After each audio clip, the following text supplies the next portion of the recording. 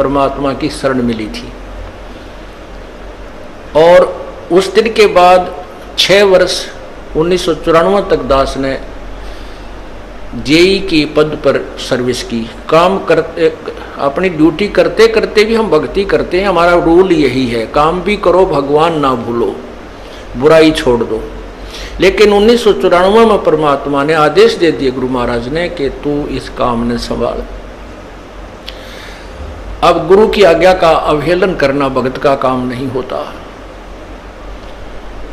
जो गुरु वचन पर डट गए कट गए फंद 84 के। भाई जो गुरु वचन पर डट गए कट गए फंद 84 के। और उन्होंने अचानक मुझे बुलाकर पास बैठा लिया, कहने लगे आज से तू नाम दिया करेगा।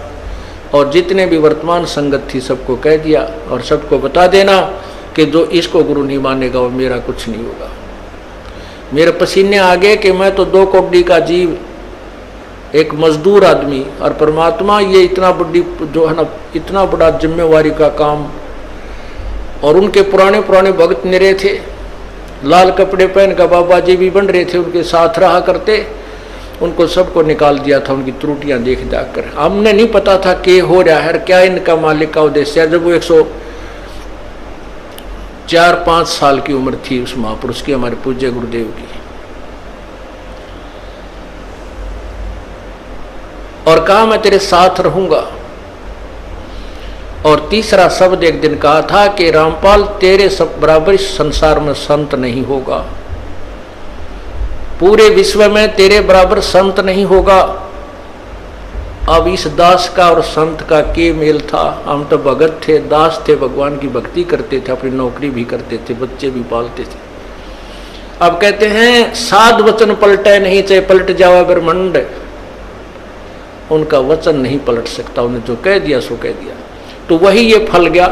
नहीं हमारी तो घर के ना सुने थे, शुरू में अकेला नाम ले रहा था। बालक भी तो बालक छोटे थे, वो तो घर जैसे कहूँ था मान जाते, उनकी माँ नहीं माने, फिर मेरे माता पिता नहीं माने। अगले भाई पुरानी लाग कुकर छोड़ना, बड़े साके में पा आया। फिर परमात्मा से अर्ज करी, धीरे धीरे वो समझन लागे। ना सुनते तो भी बोले जानता बावड़े की तरह। तो धीरे क्यों कान न कैसे बंद करेंगे वहाँ बैठे हुए। तो ये ऐसा निर्मल ज्ञान है, एक बार अंदर गा सुबह कैसी सिरंज है, जानते काम करेगी दवाई। तो धीरे धीरे कान के माध्यम से ये दवाई भेजी जाती है। और आज देख लो रंग ला दिया परमात्मा ने। उस परम पिता पूज्य गुरुदेव जी की शब्द शक्ति से सब काम चल रहा है। और कबीर परमेश्वर हमारे सिर पर रहते। तो परमात्मा उस दिन के बाद सन 1995 में इतने 21 साल के बाद इतने पाठ हम घर घर पाठ किया करते थे। 3 दिन पाठ करते थे और 1 दिन पहले जाना पड़ता था। ये दास स्वयं सेवा करता था, घर घर जाके उनके सब जहाँ हमने पाठ करने का स्थान देखना होता था उसकी सफाई करते थे। कईयों का देख कर कमरा होता बड़ा सा, उसी में पाठ भी करना, उसी में खाना भी बनाना, उसी में खाना भी उसी में, सोना भी उसी में। तो उस ढंग से अपनी सेटिंग कर लेते हम, इतनी जगह हम पाठ कर लेंगे। तो मेरा जाना अति आवश्यक था उस समय, क्योंकि ये स्टार्ट था भक्ति का और स्टार्ट था इस 500 यज्ञ करने का। किसी को नहीं मालूम था, बच्चे थे सहयोग देने लगे। और धीरे धीरे फिर वो क्या हुआ कि इतने पाठ हो गए कि मुझे नौकरी, पहले तो क्या करता था, शुक्रवार को पाठ प्रारंभ किया। शुक्र ड्यूटी करके सामने चले जाते बृहस्पतिवार को, शुक्रवार को रात में तैयारी करते, शुक्रवार को शनिवार को अब पाठ प्रारंभ करके अपनी नौकरी पर चला जाता, फिर शाम ना आ लेता। शनिवार इतवार की छुट्टी हो जाती, काम चल रहा था। वो हफ्ते में हुए, फिर होने लगे डेली। अब अफसर भी दुखी और मैं भी दुखी। तो फिर उस दिन रिजाइन कर दिया परमात्मा के नाम पर। 18 साल की नौकरी होगी थी मेरी। हालांकि कुछ और भी हमारे साथी कह रहे थे भाई अभी 2 साल और डट जाओ आपकी पेंशन बन जाएगी। वाह भैया पेंशन तो करा कितनी बार होगी। जो पेंशन ई बनेगी ना या कद्दे नहीं बनी थी, या असंख्य जन्मों की पेंशन बन जाएगी।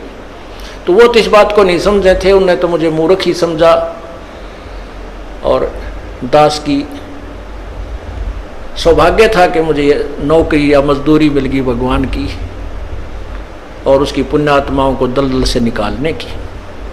कहते आत्म प्राण उधार ही ऐसा धर्म नहीं। और धर्म तो और भी है, दान करते हैं, भूखों को भोजन देते हैं, ऐसा है कि सहाय करते हैं, लेकिन जो आत्म प्राण उधारी ऐसा धर्म नहीं। और धर्म तो ये भी है जो गौशाला बना रखी है, धर्म वो भी है जो चिड़िया ऊपर चुग्गा डाल देते हो पशु पक्षियों को, वो भी विकलांगों के जो ऑपरेशन वगैरह कराए जा रहे हैं वो भी धर्म है, अनाथ आश्रम है वो भी धर्म है। लेकिन जो आज गौ हैं उनकी सेवा कर रहे हैं, अच्छी है, क्योंकि कोई भी प्राणी है, चाहे भैंस है, पशु है, कोई किसी प्रकार का, सबकी सेवा हमने इसी दृष्टिकोण से करनी चाहिए, क्योंकि सब में एक जैसा जीव, वो भी धर्म है। लेकिन अब तो वो आज वो गाय है, आज कोई भैंस है, और जन्म होने के बाद फिर वो सूअर की जूनी में जा सकती है, उस बीमारी तो कौन छुटावेगा उसको। तो ये ज्ञान, ये भक्ति, ये आत्मा इस जीव को उद्धार करेगी। वो फिर 84 लाख योनियों में नहीं जाएगा, या तो मनुष्य शरीर होगा, नहीं सतलोक चला जाएगा। तो कहते हैं आत्म प्राण उद्धारी ऐसा धर्म नहीं। और तो इस दास को ये आत्म प्राण यानी जीव आत्मा के उद्धार की मजदूरी मिल गई, और हरस शुक्र मनाता हूं प्रभु, आपने कैसे दया करी 2 कोटि के जीव पर। और ऐसे निर्मल भगवान की महिमा, ओए होए होए, जिसके नाम लेते हैं रूंग रूंग खड़े हो जाते हैं। उसके बाद परमात्मा की ऐसी महिमा हुई, अब मुझे इतनी खुशी होती है। कैसा निर्मल समाज तैयार हो रहा है, बीड़ी, शराब, मांस, तम्बाकू, उसको देखकर भी राजी नहीं है। अब ये पुण्यात्मा दोनों हाथों दान करते हैं, और हम पहले लूटन पर लगे रहा करते थे, पाप बढ़ाते थे, ये माया साथ नहीं जानी थी कि इतना नरक इकट्ठा कर रहे थे।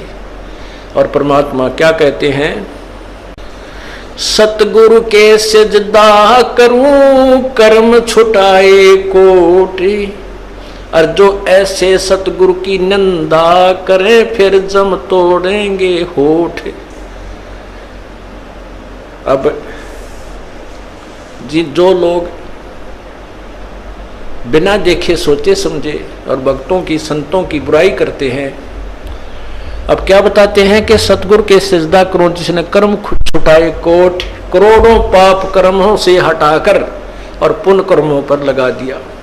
कितने पाप कर्म बचा दिए हमारे। और जैसे ऐसे सतगुरु की जो निंदा करते हैं, कहते हैं उनके जम तोड़ेंगे होठ, यम के दूत उनके ऐसे लठ मारेंगे, चाहे कितने लागो, मुंह पे, होठा पे। होठ इसलिए कहा कि इस पर ज्यादा दर्द होया करे, सोई भी बड्डी आया करे।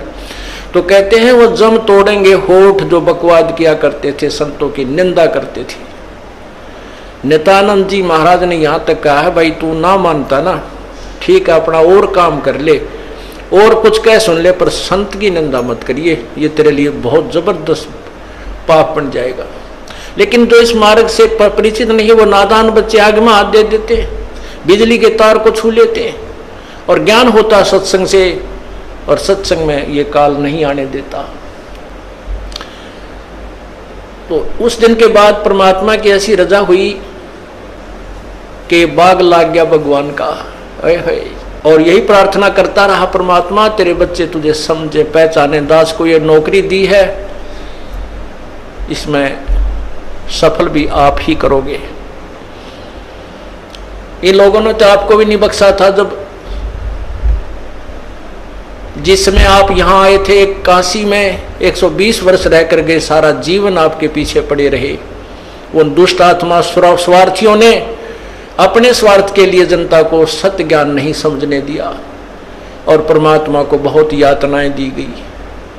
अब उनकी जो यातनाओं, उनके साथ जो हुए संघर्ष को देखकर इस दास का दिल डटा हुआ है कि हमारे साथ तो अभी कुछ भी ना हुआ है। जो उस परमात्मा के साथ कितना तेल के कढ़ाई में डाल दिए, कितना काट काट के घेर दिए, कितना कुएं में डाल के ऊपर तो डले ठोक दिए, और फिर भी डोके न पाए। वो तो समर्थ थे, और जनता कुछ नहीं बिगाड़ सकी, और ना ही उनको समझ सकी। समझना चाहिए था, कुछ लोग समझे भी थे, लेकिन बाद में फिर वो ठीक ढंग से ना लगे तो भगवान ने उनको स्वयं ही रिजेक्ट कर दिया था। परमात्मा क्या बताया करते थे, कैसा ऑथेंटिक उदाहरण दिया करते थे। अपने आत्माओं क्या बताते हैं, भाई सिर साटे की भक्ति है और कछु नहीं बात, सिर के साटे पाई यो अवगत अलख अनाथ। अब शीश कैसे देना है, शीश ये नहीं भाई काट के सिर चढ़ा दे भगवान के चरणों में, ऐसे नहीं। जैसे आपको परसों के सत्संग में सुना था कि गुरुदेव को समर्पण कर दिया जाए।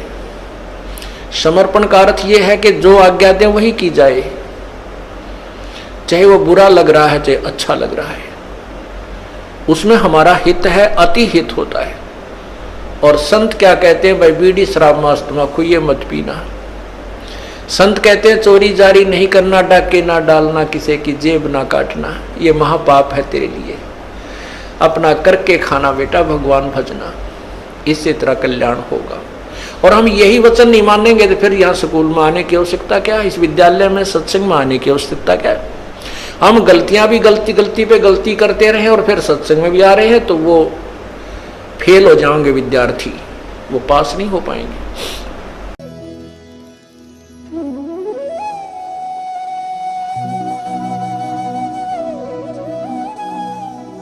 अगर आप ये वीडियो YouTube पर देख रहे हैं तो हमारे चैनल को सब्सक्राइब करें और बेल आइकन को दबाना ना भूलें। अगर आप Facebook पर ये वीडियो देख रहे हैं तो हमारे पेज को लाइक करें।